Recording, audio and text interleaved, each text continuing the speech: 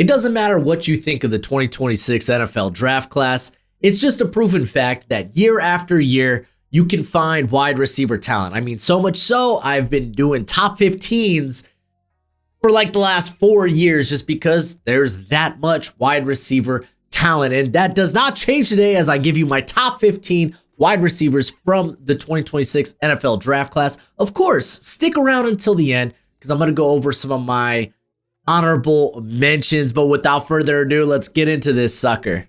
And coming in at number 15, it's Antonio Williams out of Clemson. He's 5'11", 190 pounds. I have a 4th round grade on him. It's kind of like a fringe top 100 grade. And if you're unfamiliar with how I do these, I go over the background and then I talk about the pros and cons of the player. So let's do a little background because he was a former 4-star recruit from the 2022 recruiting class. He shows up at Clemson and is an immediate starter. Played 14 games, 10 starts, was a first-team freshman All-American. But then he was plagued by injury his sophomore year. He was limited to 4 games. I can't recall if he officially redshirted that year. He did redshirt that year.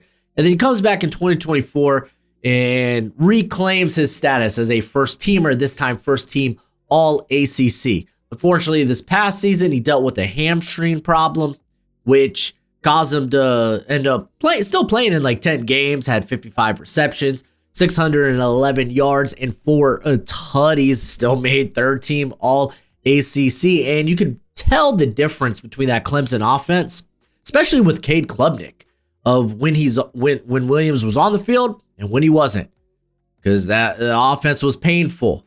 To be fair, Clemson was pretty painful when he wasn't on the field. But I know he's listed at 5'11", 190. He feels much bigger than that. And I think his ability after the catch kind of shows that. So I'm kind of curious to see what he'll actually come in measuring out and weighing. But he's a very crisp route runner. He uses tempo and suddenness to create separation. He does a good job with his body fakes to manipulate the defender's leverage, getting them to maybe turn their hips prematurely. And he knows how to find the soft spots in zone. I think this dude is built for the slot. He ran out of the slot 93% of the time this past season. He shows good ball skills, and he can make catches away from his frame in the midst of traffic. Displays good juice after the catch as well. Runs low and runs with some wiggle. He just does. He was a little banged up this year, so only 8 forced missed tackles. Last year, though, he had 14. So important to point that out. Good amount of special teams experience, especially as a punt returner. High effort blocker. There's a lot to like about Antonio Williams here. He did play both inside and outside, but again, I kind of foresee this guy being a slot in the NFL. He was given a lot of free releases, and even if you do want to play him outside, you're going to probably play him in that Z position where he can get a free release. I think he's got great but not elite speed. Doesn't feel like he consistently can tear the top off of a defense. We'll see how he runs, but again, tape is keen. Even if he runs fast, if I don't feel like he has that 3rd, 4th, 5th gear when trying to get separation deep, then I mean that's just what it is. Drops were a product. This was specifically more so in 2024. Didn't really see those drops this year because he is capable of catching away from his frame. But I thought there were some times where when he did let the ball come into his body, he struggled to secure those catches. And especially when you let the ball come into your body, so much bad things happen. That sucker could bounce any which way. There is a lack of play strength to sustain blocks. There are times where he kind of gets knocked around and he's holding on for dear life. So he's a high effort blocker. I will say that. Has been banged up 2 of the last 3 years. Is there a concern with how his body will hold up in the NFL? Yes. Might be a nitpick, but still, nonetheless, I got him here as wide receiver 15 for me. And then 14 might be a hot take because I got Jeremy Bernard out of Alabama, and I love Jeremy Bernard. I really do. He's 6'1", 209 pounds. I have a 4th round grade on him. Again, kind of a fringe top 100 grade. Just quickly to go over some of his background, former 4-star recruit from the 2022 recruiting class, played wide receiver, running back, and returner in high school. He was the Gatorade Player of the Year in Nevada. Also played basketball and participated in track and field as a sprinter. He goes to Michigan State, where he was kind of primarily a kick returner there, transfers to Washington. He played in 14 games with 7 starts, which is pretty impressive considering that was the unit that had Rome Odunze, Jalen Polk, and Jalen McMillan. Those guys were drafted in the first 3 rounds of the 2024 NFL draft. So he would follow his head coach, Kalen DeBoer, to Alabama, started 13 games in 2024, and then this past year started in 14 games. Didn't miss the Eastern Illinois game, really just to heal up because Alabama was a really beat up team down the stretch. I love this dude. He's such a technician as a route runner. He knows how to set up defenders. He can create separation with subtle fakes and sharp breaks. He understands leverage, how to attack it, how to get off the line of scrimmage. Good diamond release there. Also a good hezzy step. He just knows how to get open. He also understands how to find the soft spots in coverage if he needs to sit on a route because his quarterback is trying to get out of dodge or pressure is just crashing down on the quarterback. Very reliable hands. 2.5% career drop rate is wonderful. He knows how to win at all 3 levels of the field. He's very balanced as a ball carrier. 28 forced missed tackles over the last 2 seasons. He's got inside and outside flexibility, and he gets after it as a blocker. He does a great job sustaining blocks, leveraging defenders. You'll see, I think this is specifically on maybe like end arounds and such, which he was used on actually as a ball carrier, but you can see him blocking down the field, maybe specifically on screens.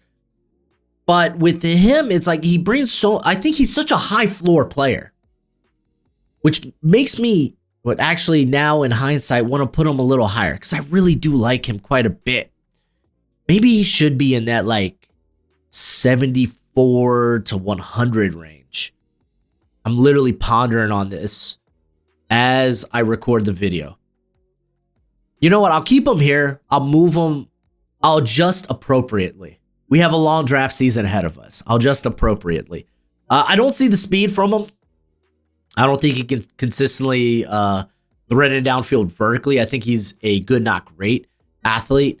Not really explosive. Good wiggle, though. He's got some shimmy after the catch. Does struggle to get off press sometimes. Sometimes it takes him a little too long to get into these routes because, again, a lack of that short area quickness.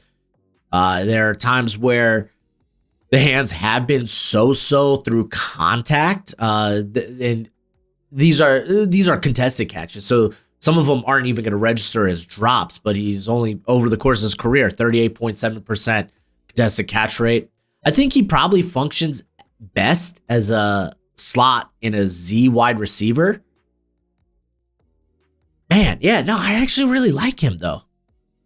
I really like the guys ahead of him, too, though. I don't know, let's keep talking wide receivers. We love the NFL draft, and now my draft guide is available for purchase. It comes with over 500 player backgrounds and close to 300 player evals. It updates throughout the whole draft cycle. So when I add a new eval or I change my rankings, you're going to be the first to know. It's going to have all the pro day and combine numbers along with analytics, and it's a Google spreadsheet for right now. So you have to include your email with the purchase, but we will be switching over to a website at the end of the year. And if you get it now, it's going to be cheaper now than it will be later. It's a great way to support the channel. And as always, much appreciated, much obliged.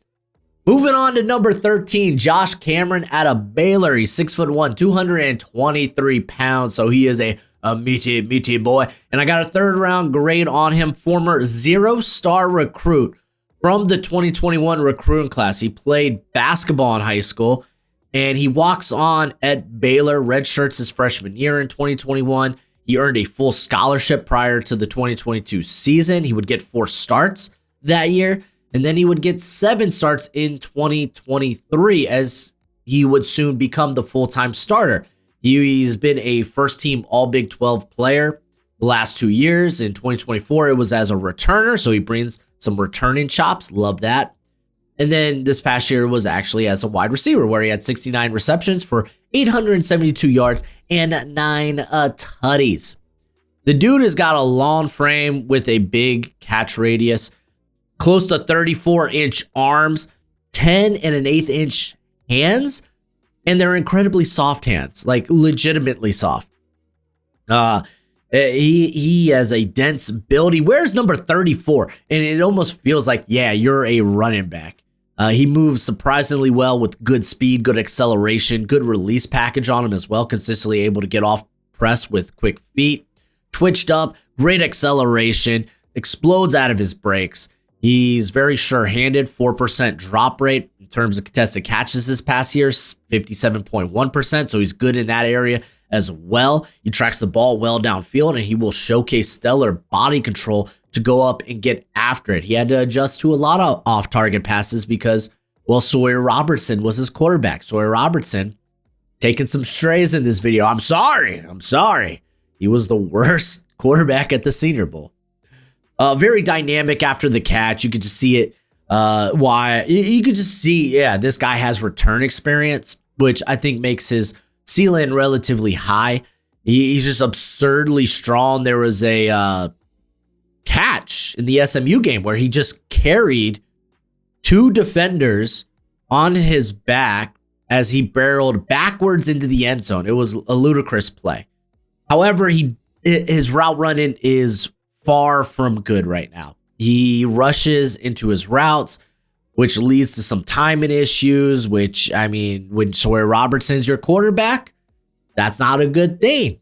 If y'all aren't, even if everything's timed well and y'all are on the same wavelength, it could still go awry depending on if Sawyer is running hot or running cold. His footwork to essentially like snap off his breaks could be a bit sharper. I feel like some of his breaks out of his routes are a little more rounded rather than a nice like plant your foot in and just like jab step and just hit it. He did catch his fair share of 50-50 balls, but a lot of those battles I felt like he lost. If you go back to 2024, again, I mean, the contested catch rate was good this year, but again, you want to take a look at the whole, especially since 2024, he actually had a pretty darn good sample size of what he did. Limited route tree there at Baylor. It is what it is. Goes, hitches, post routes. That's kind of what he was doing. Given his tool set, I kind of wish we saw maybe a little bit more of him in the slot. And I wish he got the ball a little bit sooner just because I know he can create. But I think after a strong Senior Bowl, there's a lot to like about Cameron, and I'd be willing to take a shot on him at the back end of the first round. Or third round. Golly. Almost put my foot in my mouth there. At number 12, I have Ted Hurst, wide receiver out of Georgia State. He's 6'3", 207 pounds. Another guy with a third-round projection. He was a 0-star recruit coming out of high school in 2022. He goes to Valdosta State. Sorry, I'm terrible with pronunciations. He spends 2 years there before going to Georgia State in 2024, where he was an immediate starter, made second team all Sun Belt. He set the school single-season record for touchdown receptions, where he had, how many touchdowns did he have? Was it 9? Golly, that feels so low, but it was 9 touchdowns. Interesting. He made first team all Sun Belt this past season.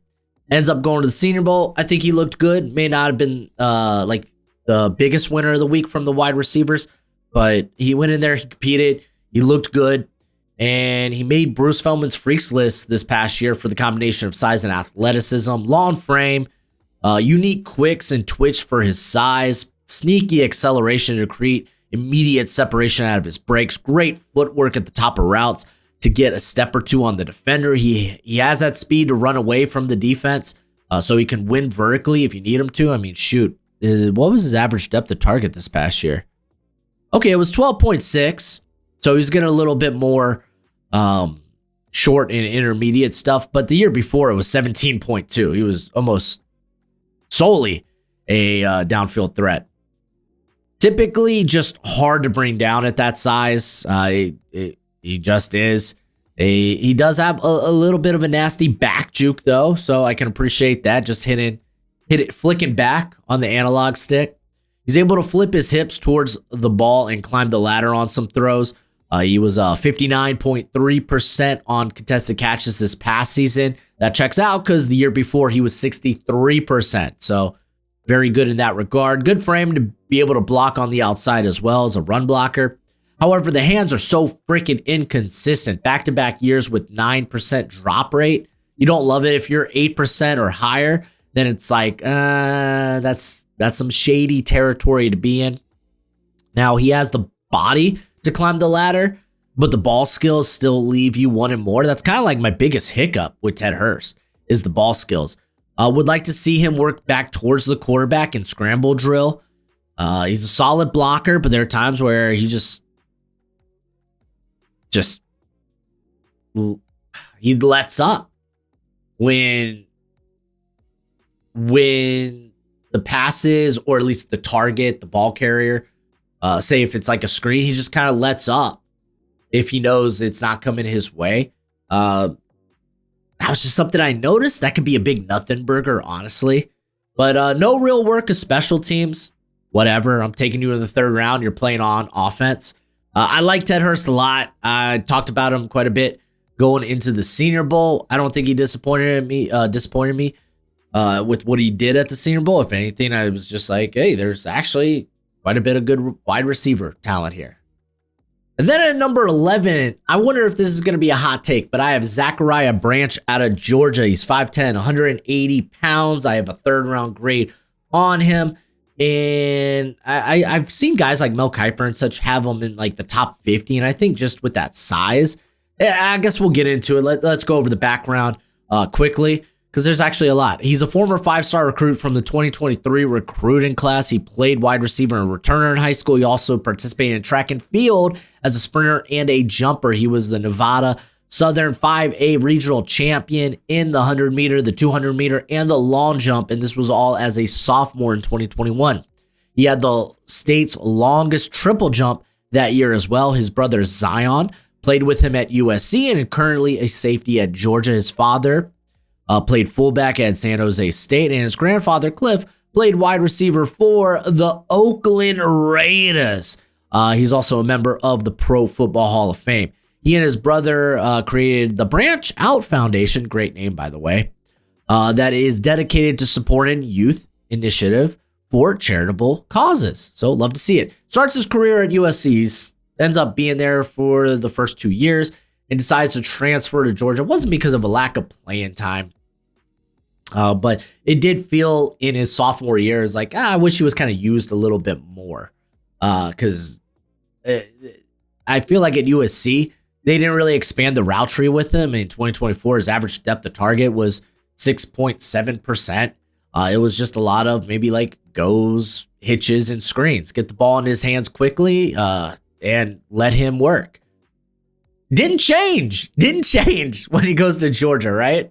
He goes to Georgia, and his average depth of target drops from 6.7 from 2024 to 3.6. What? Golly. Has a great year. Second team all SEC. He's an electric athlete. I get why you want to get the ball into his hands as quickly as possible. He's got rare stop-start ability, elite acceleration and speed. No kidding. He's an accomplished track star. He goes from 0 to 60 in no time flat. He can stop on a dime and change field, change direction. He goes from pass catcher to ball carrier really quickly, and he displays good vision when following blocks. He uses athleticism really to screw up pursuit angles, and that's probably why Georgia was like, hey, let's just make you an extension of the run game. All right. Brings a ton of return experience. He has over 1,300 return yards over the course of his career. Honestly, moving to running back isn't out of the question for Zachariah Branch, or you could just use him as a slot and a running back. Comes from a very athletic family. That's always a big plus. However, he is short. He is undersized. he just gives me speed. He gave me speed merchant vibes coming into the year. And with his usage, where he's primarily playing out of the slot, the route tree is limited. It just feels like, yeah, we just have a great athlete here. But I do think there's a really good football player there. I just wish teams would. I wish teams like Georgia or USC would expand upon that. There are times where he is overmatched at the catch point. If you look at his career contested catch rate, it's not great, 38.1%. He does struggle to play through contact at times. When going through his route, he can be knocked off his route, just messing with the timing of the whole thing. Doesn't really offer much as a blocker right now because of the lack of size and play strength. If we want to take shots at the return game, he does have 3 muffs. Those, granted, those were over the first 2 seasons at USC. I didn't really think he was used a ton in the return game this year. I can't recall now. I'd have to go look that up. But I like Zachariah Branch. I just think with how he's going to be used in the NFL, at least initially, that's not a role that you take in the top 50. That's just not. So that's why I have him here at 11. I don't know if that'll be a hot take. You're going to have to let me know in the comment section below. Before we get into my top 10, I want to let y'all know about our friends over at Underdog Fantasy. Get out your phone. Open up your app store. Download Underdog Fantasy. And when you sign up, you're signing up with promo code Broshmo. They will match that first deposit up to $1,000 reduce. They have promos each and every day for you to take advantage of. And shoot, the Combine. It's coming up at the end of the month. We're going to be live streaming some of those. You can do higher or lower on some of the events. And it's not just football. You can do higher or lower on player stats in basketball or baseball, stuff like that. They even have e-game, and it's kind of nuts, kind of crazy. You could always mix and match your picks. It's a really fun way to play. So if you want to take advantage, that's right, take advantage of Underdog Fantasy, then download the app and then take advantage of me and use promo code Broshmo. But as always, play responsibly and play within your means. And then starting off my top 10, I have Elijah Surratt, wide receiver out of Indiana. He's 6'2", 206 pounds. And welcome to this section. These next 3 players, these next 3 wide receivers all have X wide receiver size. But for one reason or another, I'm left with some pause, some hesitation to truly buy into him. Starting of course, with Elijah Surratt. So he's a former 0-star recruit from the 2022 recruiting class. He played basketball in high school. His brother Josh is a safety at James Madison. We'll get there in a sec. But he starts his career at St. Francis.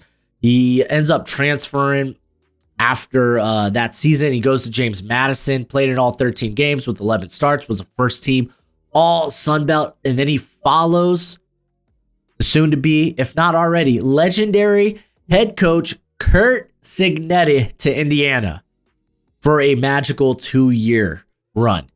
He started every game in 2024, was third team all Big Ten, started 13 games this past season, did miss 2 with a hamstring injury, but he made second team all Big Ten. 15 touchdown catches this year, utterly ridiculous. Let's talk about it. So when you look at this dude's production, every catch feels like a big play. 89 of his 117 catches the last 2 years at Indiana have went for first downs or touchdowns. That's ludicrous. That's a ludicrous rate. He's well built, good muscularity. The dude's jacked. He's thick. Might be the best receiver at the catch point in this class, even though I didn't really feel that way this year. But I think that some of that was some clumsy drops. But impeccable body control. He finishes catches with strong hands. Great at making catches away from the frame. He could just pluck the ball out of the air. He knows he doesn't have to. Well, he knows he can't rely on speed, right? So he's just kind of a technician. He knows how to use his body to create that separation, create that window. He uses his hands to create that separation.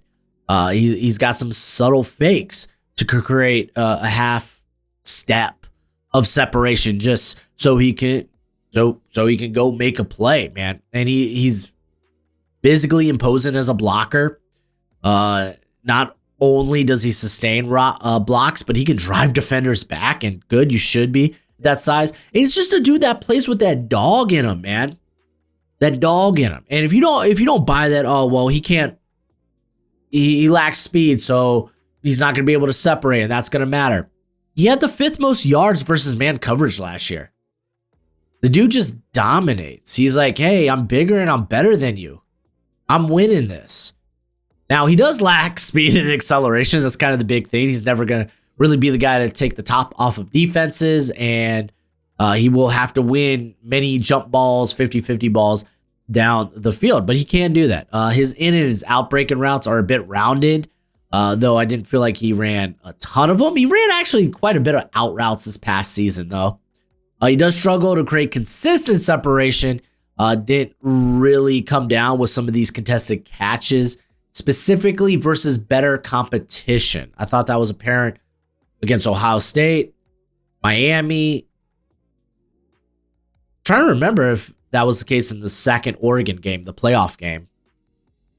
I can't recall. Maybe it may have been specifically the Miami game. But he's tough to bring down in terms of being dynamic after the catch. That's just what he is. Hey, I'm big, I'm tough. Good luck. Not a lot of special teams experience, only 84 special team snaps over the course of his career. But he plays in a way that makes me believe that he is going to be a good wide receiver at the next level, that he's going to have a high floor, that he can be the 3rd best wide receiver on any team, at least eventually. And then the next big boy wide receiver on the list is Chris Brazzell II out of Tennessee. 6'5", 200 pounds, another guy with a top 75 grade. He's a former 3-star recruit from the 2022 recruiting class. His father, Chris, the first, played wide receiver for Blinn College and Angelo State before being selected in the 6th round of the 1998 NFL draft by the New York Jets. His brother Colin is a defensive back for the Volunteers as well. So his father played in the NFL. His brother's a football player. So athletic family, a lot of ties to football there. He started his career at Tulane, where he redshirted, and then he had a breakout season where he was 3rd team All AAC or All American, or the American Conference, I should say. And he decides to transfer after that. He got 9 starts in 2024 and didn't do a whole lot. Like, looking at his 2024 sets, I wonder just what happened, you know? Like, I look at, okay, only 333 yards, 2 touchdowns, no forced missed tackles, a 17.1% drop rate. He had the same average depth of target that year too, 15.7. He ends up coming back around this season, same average depth of target, 15.7. But that 333 yards turns into 1,000 yards and 9 touchdowns and 8 forced missed tackles and a drop rate only of 3.2%. He ends up being a 1st team All SEC. So did he just break out? I'm thinking maybe. I don't know. But he's tall, he's long, he's got a huge catch radius, covers large area of grass in a short time because he's got these long strides. Attacks the cornerback's leverage versus press, knows how to separate on breaking routes, shows good sync to gear down and work his way either horizontally or back to the football. He's physical at the top of routes and at the catch point. Great body control. Probably his best selling point, at least as far as this year. Kind of curious. I want to go back and look at his 2024 drops. His 2024 season drops. Because he plays the catch point so darn well. Like, the hands look great. He can high point the football. You just seem as like easily in air to the catch. Go to that Georgia game. He had a lot of impressive catches. Might also have been bad defense, but still, nonetheless. But the hands were sure this year. However, he's long. It's a slender frame at 6'5", 200 pounds. There's not a lot of deception in his routes, especially like off coverage. He's just going to go out there and just run his route. Limited route tree just because it's Tennessee's offense. It's the Heupel offense. A lot of goes, hitches, and post routes.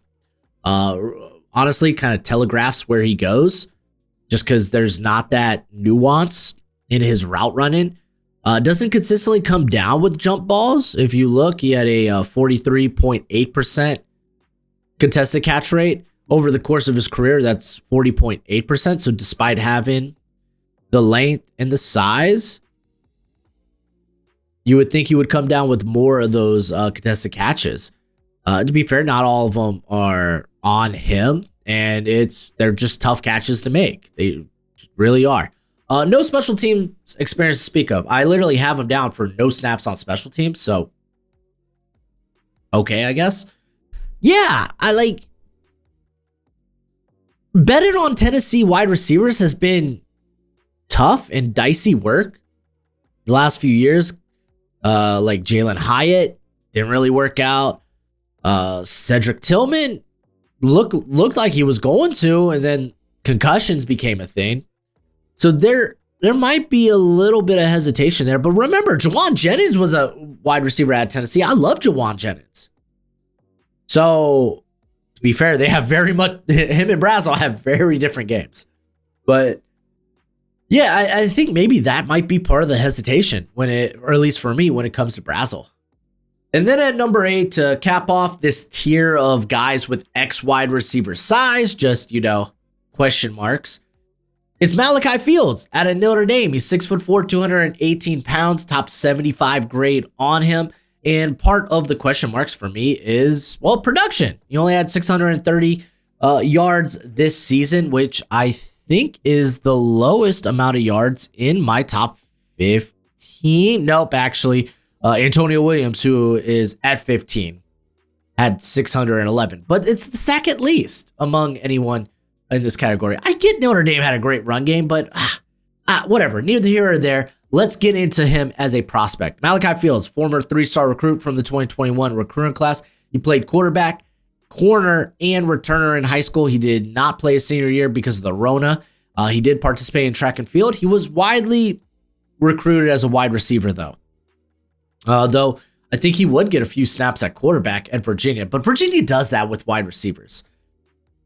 So he goes to Virginia.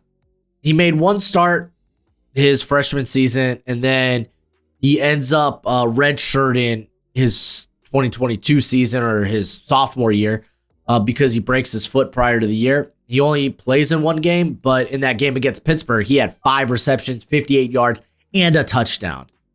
Was a full-time starter from there on out. Before he leaves Virginia, he made third team All ACC. He goes to Notre Dame this year. Looks hella good. The dude has an imposing frame. He's just cut up with long arms. Small hands, though. Small hands. Not that it matters much because this dude catches everything. But he gets the top speed pretty quickly with long strides that just cover a lot of ground. He goes from pass catcher to ball carrier pretty darn quickly. He's just tough to bring down. Sometimes it takes multiple defenders just to stop his momentum. Being a former quarterback, he kind of respects the timing of routes, and he gets off the line of scrimmage with little wasted movement. He quickly tries to get into his routes. Doesn't mean he doesn't sell his routes, because that's definitely not the case. But he has some of that short area quicks where it's like, no, I got to get into my route with good timing. I got to get into this pretty quickly. On top of that, reliable hands, 5.7% drop rate over the course of his career. Just can box guys out at the catch point. Legit, you can put together, this was pre-summer. This is more so about his Virginia film. But you could put a highlight reel together of him chasing down interceptions to make a play on the ball carrier. You could go to like the Virginia Tech game. Again, this is Virginia versus Virginia Tech, so that was just something fun that I noticed during the summer. Golly, man, you could play. You can have him be a passer on trick plays. You really can. just because he has that experience at quarterback. Big body makes him an adequate run blocker. And he just plays with that dog in him. He was a team captain for the Cavaliers. Again, small hands, but I don't think it really caused him a problem as a receiver. I mean, look at another receiver who has small hands, George Pickens. Again, this isn't a comp, but George Pickens, and he was out here. He was a guy out of Georgia known for those highlight catches away from his frame. And Malachi Fields kind of had that at the Senior Bowl, where in team drills, you had Taylor Green just kind of like not scramble out of dodge, but he kind of steps into the pocket, just kind of flicks his wrist, goes flying. Malachi Fields lays out and brings it in. It was beautiful. There is, I feel, with more vertical routes, he's going to be a build-up speed type of guy. While he might have some sort of short area quicks and urgency to get into his routes quickly, doesn't necessarily mean he has the best acceleration in the world, but he's got good launch speed because of those long strides. Does struggle to maintain his top speed through breaks. Occasionally will round off some of his routes, or if he does have to kind of like gear down and maybe cut on a dime or sharp cut, it does feel like it feels like he needs to hit the emergency brake rather than tapping just the brake pedal. Could use his strength better to create separation, and honestly could use it better as a blocker. I'm just being real. His release package is more about physicality with the defender. Doesn't always come back to the football when the quarterback's in jeopardy. And shockingly, not a lot of special teams experience. But after the Senior Bowl, because he was a guy I liked during the summer as well, I kind of felt, I immediately knew I was going to bundle these three wide receivers up with Chris Brazzell and Elijah Surratt. And I think Fields is the one that I may feel the best about. At number 7, it's Chris Bell out of Louisville. He's 6'1", 227 pounds. I still have a top 50 grade on him despite the torn ACL in November. Quite frankly, would have been a first-round pick if he didn't get banged up. But he's a former 3-star recruit from the 2022 recruiting class. He also competed in track and field in the 200-meter dash and ended up getting a start his freshman year for Louisville, which would kind of bring in the era of, hey, no, I'm a full-time starter here at Louisville. He would be a full-time starter the next 2 years. And despite tearing his ACL this past season, he was a first-team ACC. The dude's got a thick and muscular build. Jack to the T. I do think he's maybe closer to 220, maybe 218 as far as what he played at this year. I know his weigh-in and measurements will be a little funky just because of him coming off the injury. So, well, we'll see about that. But explosive straight line athlete who kicks it into top gear immediately. Easy vertical threat with his combination of speed and size. Home run threat, both downfield and after the catch. He had, 11 forced missed tackles last year. He had 9 this year before getting hurt. He goes from ball carrier or pass catcher to ball carrier very quickly. Just turns upfield, legit breakaway speed. Strong and sturdy body, shows up during the route and after the catch. Just tough to bring down for corners. Made grabs over defenders that were just like, wow, look at this guy. His career contested catch rate is 55.9%, so 56%, which is a really good rate. He's got great body control. He's able to make plays on inaccurate throws. And I felt like while he still needs a little refinement as a route runner, I thought that got better this year because they kind of opened up the bag, or I guess the route bag, when it came to Chris Bell, and I like that. I like that quite a bit. Now, he is very much straight line. It feels like he does have to really stop his momentum. He's not just going to change direction willy-nilly. He didn't run many ins or outs, breaking routes over his career, and he can be very physical at the top of routes. There were a lot of push-offs where I was like, I feel like that gets called in the NFL. But outside of that, man, he's been a wonderful, wonderful prospect. 4% drop rate this past season. Love to see it. He was creative after the catch. He brings a little bit of return experience. There's a lot to like about Bell. I'm not willing to come off of him as I know people look at the ACL injury and they're like, well, late day 2, early day 3. And I'm like, no, he's too talented for that. He's just too talented for that. At number 6, it's KC Concepcion, or KC Recepcion, out of Texas A&M. He's 5'11", 190 pounds, coming off a really great year where he had 919 yards, 9 touchdowns. And KC was real name Kevin, was a former 4-star recruit out of the 2023 recruiting class. He played wide receiver and returner in high school. Starts his career at NC State. He was the ACC Rookie of the Year. And then in 2024, it was a down year for him. Big part of that was, well, he was mostly just being played on screens. And it was so frustrating. And it ticked me off so stinking much. It really did. And then he goes and transfers to Texas A&M. And they expanded. They're like, hey, you're not just a winner on the short to intermediate.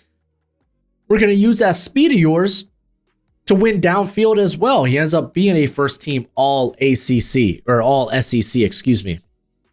He's incredibly shifty. I love the sunniness. I love the burst. Slippery athlete after the catch. Regularly can turn 5-yard hitches into double-digit gains. Threat out of the backfield. If you look at his time with NC State, because that's how they used him, he had 58 carries over his first 2 years for 357 yards and 2 touchdowns. Ridiculous. Very deceptive route runner as well. He can lull defenders with his tempo. And he's got some good fakes on top of that.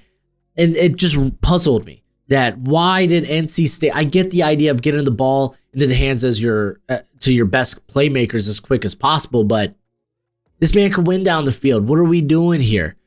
Very sharp out of his speed breaks, coming just creating room to make a play after the catch. High football IQ player, knows how to find the zone or the soft spots in zone, understands spacing and route concepts, and honestly, solid enough release package that I don't mind him playing on the outside. That might be some of the concern just with his modest size, because it's a slender frame that he can add mass. I just don't know how much more mass he can add to it. Tough player to bring down after the catch. And I wrote here, a conversion to running back isn't out of the question, because it's not. It's not, but it was nice to see him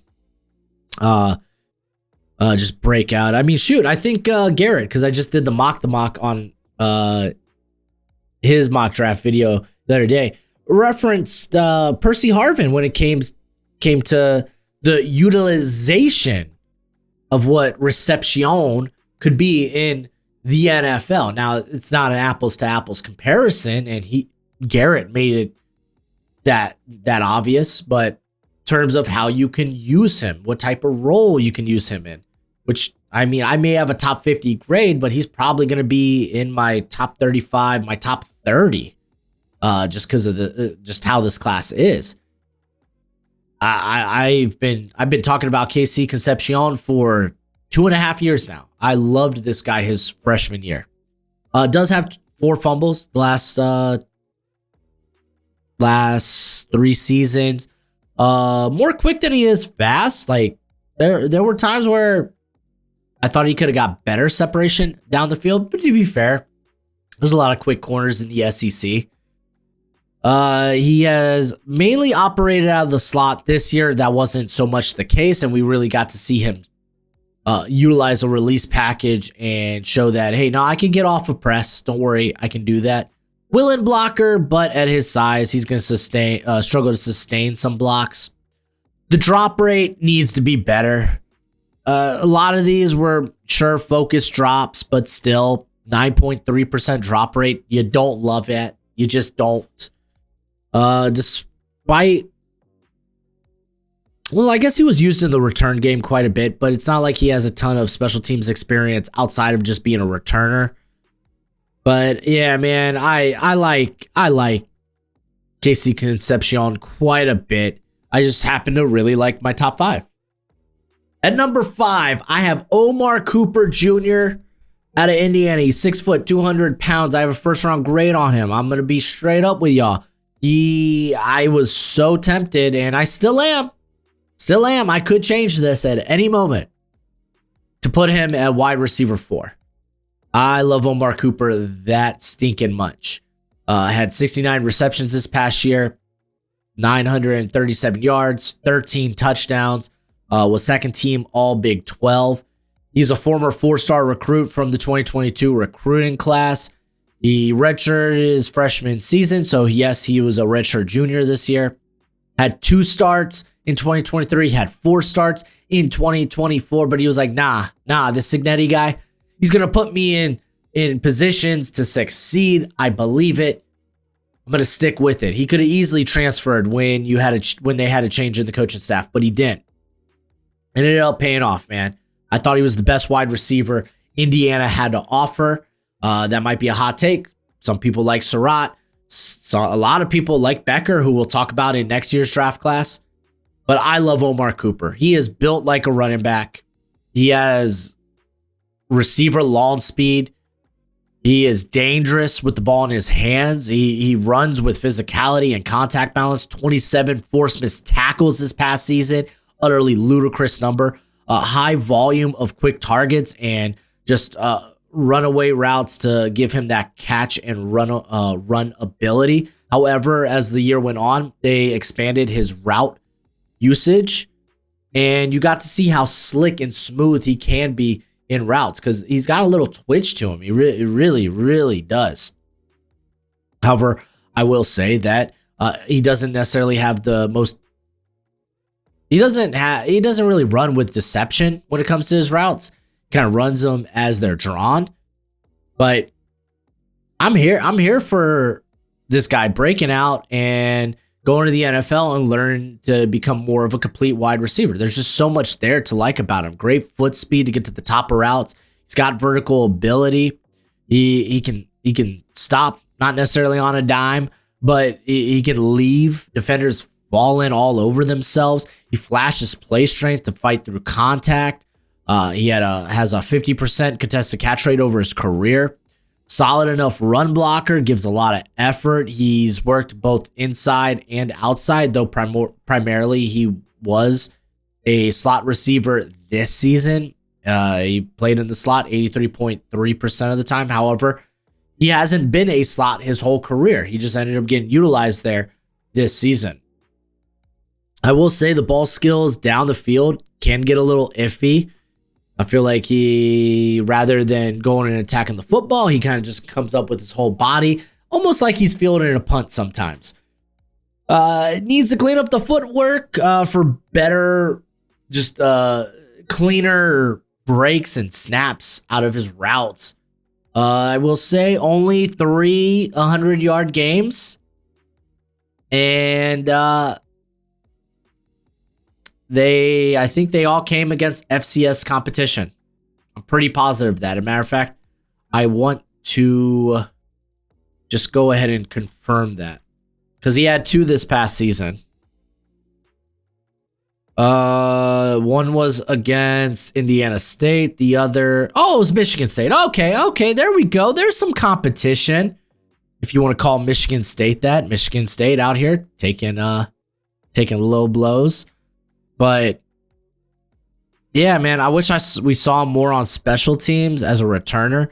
But I love Omar Cooper so much. I'm a sucker for these guys that have yak that are just great after the catch, and he is indeed great after the catch.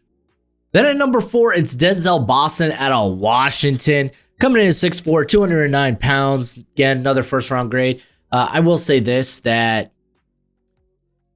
he edges out Omar Cooper specifically because he can be a X wide receiver in the NFL. That's ultimately why I decided to have him ahead of Cooper. But he's a former 3-star recruit from the 2022 recruiting class. He redshirted his freshman year. And then in 2023, he played in 14 games, did get a start. Remember, he was buried behind Rome Odunze, Jalen Polk, Jalen McMillan, and Jeremy Bernard was on that team as well. However, he stayed with Washington, started all 13 games, and he won Washington's Offensive Skill Player of the Year in 2024. Had 11 starts this past season, was third team All Big Ten, did suffer an ankle injury versus Wisconsin, where he was carted off the field. Fun fact, he would return to play in that game. Insane. He wouldn't miss the next game and be limited in some of the games after that, which is a big reason why he doesn't eclipse 1,000 yards this season. This dude, again, great size, strong frame, able to he's tough to bring down. He can muscle for extra yards. He's got subtle body movements and shoulder fakes to try to create separation during the stem of the route. So it's not like you look at his size, okay, so he's a jump ball guy, he's a possession type of wide receiver. No, not necessarily. He's got some of that technician in him. He uses his frame to box out defenders at the catch point. Utterly ludicrous 76.9% contested catch rate this past season. That's kind of another reason why he is so highly on my list here. But excellent red zone threat, understands leverage and how to get it. Strong hands, 3.1% drop rate in 2025. He's got long strides that can eat up a lot of ground. He's got some misleading speed to you too. You don't expect him to move as fast as he does, but he can get up to I think 21 miles per hour is what I saw him at times this season. Pretty fluid in his vertical breaks, being corners, post, digs. You could even say top routes and such. Size and strength to sustain blocks and drive defenders back. Tons of special teams experience, 268 snaps on special teams. Also voted a team captain. Love to see it. However, I think he's got okay burst off the line of scrimmage.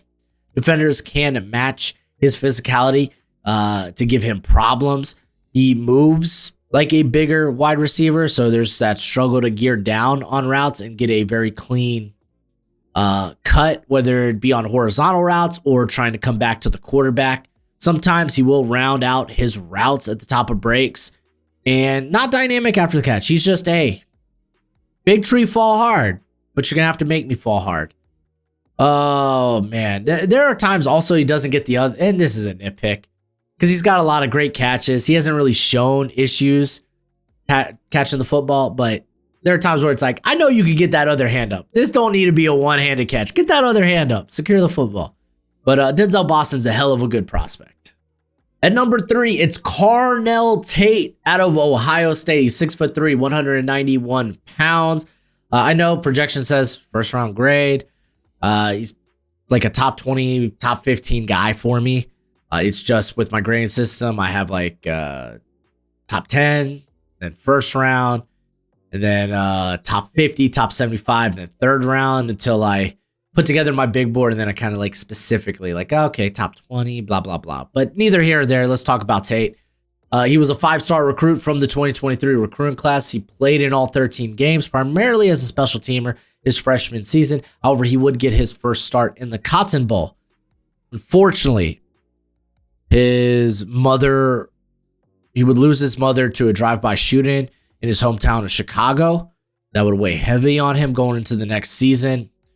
He did end up having 11 starts that year, the year they won the national championship. So good on him for being able to move. I don't want to say past that, because are you really ever going to be past losing your mom? I don't think so. But being able to just, I guess, keep his feet moving, man, and keep going forward despite everything going on. This past season was, I would argue, his breakout year, which is kind of weird because the numbers are very similar to one another from this past season to 2024. But I think he did a lot to improve his game overall. He ends up having 875 yards and 9 touchdowns. He was a first team All Big Ten, and he's got a long frame that can definitely add some more mass. I think he should. I really do think he should maybe add a little bit more mass. But he's got a long frame. He's very competitive at the catch point, tracks the ball so well in air. A contested catch rate of 85.7%, ludicrous number. He always puts himself in position to make a play on the ball. Very reliable hands. The drop rate was 0. Didn't even have one this year. Freaking ridiculous. Knows where the sideline is. There are some nice just catches of him dragging the feet, especially to off-target passes. He runs with good tempo. Like, he is a good route runner. He runs the full route tree. Consistently knows how to get separation on all 3 levels of the field. I think he expanded on that vertical aspect to his game this year, and I thought that was huge for him. Knows how to find the soft spots in coverage, plays a little wiggle out of the after the catch, and he does bring some special teams experience to the table. However, he's just not an elite level athlete. Doesn't have elite stop-start ability or change of direction. I think he's got good, not great launch speed, consistently, or at least occasionally can kick it into third gear, but I don't see it a ton. Kind of moderate after the catch ability. Like, there's some wiggle to him, but it doesn't mean he's necessarily elite in that regard. I don't really think that's the case. And I think he's a good blocker. I think a lot of it is more effort, though. And I mean, to be a wide receiver at Ohio State, you have to be a good blocker. And I thought he was a good enough blocker. But I have him at number 3. That seems like a hot take. We'll see in the comment section. At number 2, I have a Jordan Tyson out of Arizona State. He's 6'2", 195 pounds, and I gave you Carnell Tate. That's your high floor player. Well, here's your high ceiling player. Right here, Jordan Tyson, top 10 grade on him. He was a 3-star recruit from the 2022 recruiting class. He played wide receiver and returner in high school. He played basketball in high school. His father, John, played football at Florida A&M. His brothers are also athletes who played at South Alabama, and Jalen played basketball at Texas Tech and Texas and California before being a first-round selection in the NBA draft in 2024 by the Cleveland Cavaliers. So the dude comes from a freaking athletic family, let me tell you. He's tall. He's well built. He's jacked. He's ripped. Natural ball skills. Cleaned up on the focus drops this year. That was huge. If you look 2024, 8.5% drop rate. This year, 1.6% drop rate. He secures catches in traffic with my ball mentality. The basketball background really shows. Just a smooth route runner. Probably one of the best route runners in this class, especially on intermediate to deep routes. He understands leverage and how to manipulate defenders and just explodes out of those breaks. He plays strong. He flashes the ability to be difficult to bring down after the catch, even though that's something I would like to actually see transcend when it comes to his analytics, but you can kind of feel it on the field. I really like the balance, the body control at the catch point. He buys into Coach Hines Ward's whole no block, no rock philosophy. The dude's a really good blocker. If you go back to 2024, he led all of college football in yards versus man coverage. This year, he was a little banged up, but that number did not, or at least he was still high up there when it came to that number. The biggest weakness or con is going to be his health. You go back 2022, Colorado. He played in 9 games, but he would end up sustaining a knee injury in the season finale. He transfers, redshirts his sophomore season as he returns from that knee injury, being an ACL injury, I believe. And then he comes back and he breaks out in 2024, where he's first team All Big 12. He's the Big 12 Newcomer of the Year. But then he suffers a broken collarbone versus Arizona in the finale, causing him to miss the game versus Texas in the college football playoff. He comes back healthy this season, starts 9 games, but he deals with a hamstring injury. So the question's going to be for him, are you a glass cannon? Injuries in 2022, 2024, 2025. There's going to be, medicals are going to be huge when it comes to his eval, but he's a player that I feel like out of everyone in this class has the best chance of being a top 10 wide receiver in the NFL. Does it mean he's a perfect prospect? Hell no, man. there's that injury concern. There's no special team experience to his name. I feel like he could be a little bit more consistent working through press. I feel like there's times he rounds out his routes. Like, again, not a perfect prospect, but a freaking fine one. So I gave you the high floor, the high ceiling, and now I give you just a guy that I'm high on, my guy. Special thanks to Alex from Hail Mary Sports and Max Chadwick from the PFF College Football Show. They kind of just talked me into it. He's like, you know what? He is my guy. I'm going to send it. I'm going to put him at number one, and that number one is Makai Lemon out of USC. 5'11", 195. I hope that's what he measures out at. I kind of do. I got a top 10 grade on him. He's coming off a great year. He's a former 4-star recruit from the 2023 recruiting class. Played wide receiver, defensive back, and returner in high school.